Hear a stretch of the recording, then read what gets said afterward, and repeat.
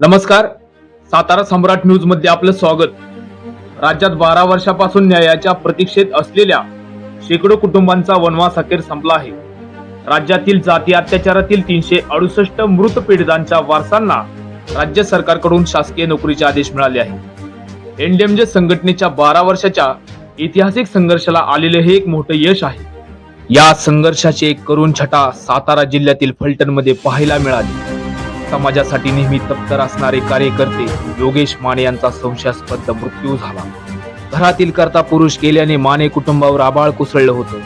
ही आत्महत्या नसून हत्या असल्याचा संशय कुटुंबाने व्यक्त केला होता. अशा कठीण काळात मदतीला धावून आली ती म्हणजे national Dalit movement for justice म्हणजेच एनडीएमजे संघटना.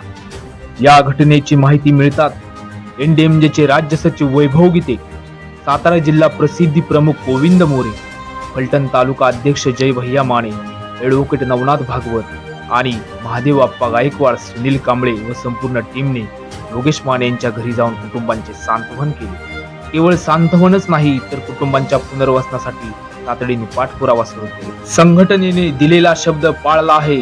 यापूर्वी फलटण मधील अक्षदा हेवळे आणि सोनल हेवळे हत्या प्रकरणात कुटुंबाला न्याय मिळवून दिल्यानंतर आता योगेश माने यांच्या बहिणीलाही शासकीय नोकरी मिळवून देण्यात आली आहे. ॲडव्होकेट डॉक्टर केवल जोग यांच्या मार्गदर्शनाखाली ही संघटना आज महाराष्ट्रातील प्रत्येक अन्यायग्रस्त कुटुंबांचा आधार बनली आहे.